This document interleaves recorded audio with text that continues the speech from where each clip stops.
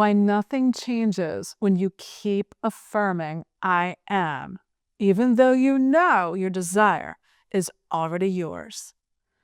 Hi, I'm Amy. This is Awakening with Amy, where we help awaken your ideal life from within so you can be, do, and have any desire. You're doing all the right techniques. You're saying I am affirmations. You're visualizing. You're imagining your wish already fulfilled. And yet, nothing is changing. You start to ask yourself, what am I doing wrong? What am I missing? Which makes you keep searching and looking for another answer. And it's such a beautiful place to get to, a beautiful question to have.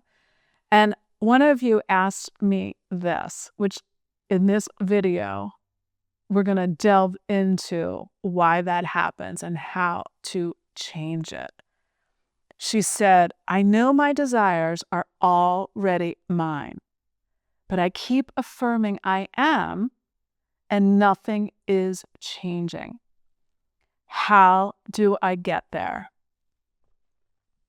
Right there in that question, how do I get there, is the clue.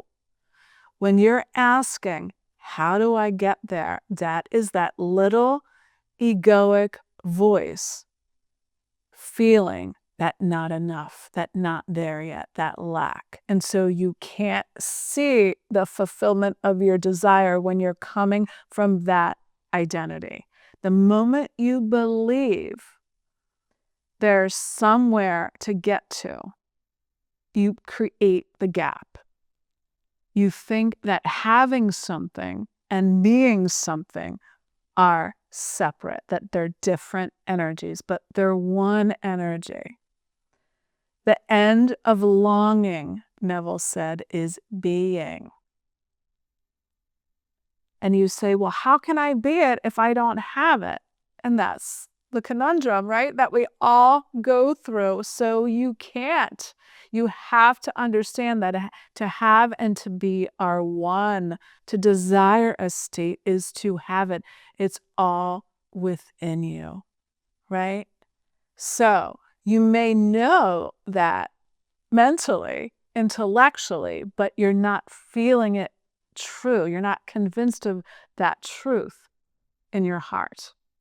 You're not, because you're using that little version of you, that limited version of you, thinking that, oh, I have to do more and be more to have what I want, to expand myself. No, it's the opposite. It's that you already are it. The being and the having are one. It's unity consciousness, right? I am not is really a declaration of I am something else. There is no notness. There's only existence. And that's how you make the shift, the identity shift. The separation that you feel when you have a desire is created by the idea that fear, there's an other source that can hurt you, that can hold something back from you. But there is no other source. There's only one consciousness manifesting in infinite forms.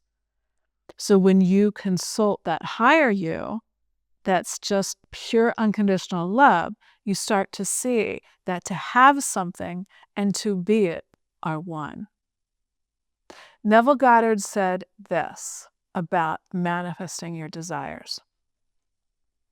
Love is the law that governs the universe.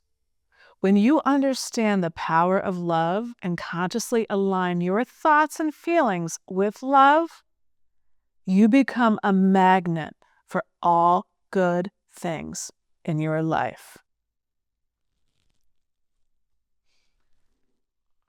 That is the key to manifesting the life that you are dreaming of, is to know that it all comes from the identity of love. And he's not talking about romantic love or the kind of love that comes and goes. No, he's talking about that unconditional love of I am. I am that I am. I am one with that power. So that power is within me. Your desires go beyond time. They go beyond the appearances of things. You must match your inner story, your thoughts, with your assumption, not with your current reality. You must go beyond the appearances to that knowing within you, that fulfillment is always who you really are, despite what it looks like. When you say, I am abundant, but you're looking at your checking account for proof and you're saying, well, my checking account is a joke, you're not affirming abundance. You're affirming the absence of it. So that's what you're going to say. That's what you're going to create. And creation's only ever right now and now and now. When you say, I am loved, I am adored, and yet you feel alone, or you're defining yourself, well, I'm not in a relationship yet, so I'm not loved. Now, again, you're affirming the absence of your desire instead of the presence of it. It's all within you. It's your mind, that egoic structure trying to hold on to control. That is the burden of fear. That's why it feels heavy to affirm, I am. When you don't feel that you are, when you don't know yourself as love itself, as abundance itself, right? So that striving continues. The confusion gets bigger. You start trying harder. Again, that's the mind making up the problem and then trying to get you to solve the problem. It's the burden of doubt and fear. So you must drop the burden, give it up to your higher self in trust. Because doubt and fear is always going to whisper to you, do more, be more, effort more, try harder, find the next video that's going to help you, find the next book or the next technique. It's all, every technique, every process, every video is to show you the power you already are. Right? That every thought must support your abundance, your fulfillment. That's what Neville Goddard meant when he said, when I speak of feeling, I do not mean emotion, but the acceptance that it's already fulfilled. But the ego gets in there and tries to control things, and you have to go beyond that and stop fighting with your mind. Your mind will calibrate up to the love that you are if you stop giving those little thoughts power to hurt you. Remember what it says in Luke 12:32. Fear not, little flock. It is your Father's good pleasure to give you the kingdom.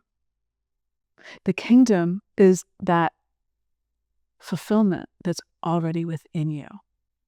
Little flock are those little thoughts that I'm a limited being trying to become more, trying to become loved, trying to become successful. No. It is your Father's good pleasure to give you the kingdom. That is the will of God, that you have everything, because He already gave you everything. But that need to control that comes in, that cons you, that's lying to you, doesn't understand what love already completed for you, the kingdom. It's like that book, Eckhart Tolle, The Power of Now. He tells a metaphor, a story of a beggar sitting on a box. And somebody comes up to him and says, oh, hey, what's in the box? And the beggar says, oh, nothing. I never looked. I've been sitting here for 30 years, never looked inside the box. And the bystander's like, well, why not? Why don't you just look in the box? No, there's nothing there. Like I said, I've been here for years. And so the beggar, which symbolizes us seeking and begging for our desires, praying to a God outside of us to fulfill us, the beggar looks inside the box, and it's more gold than he could ever spend in a lifetime.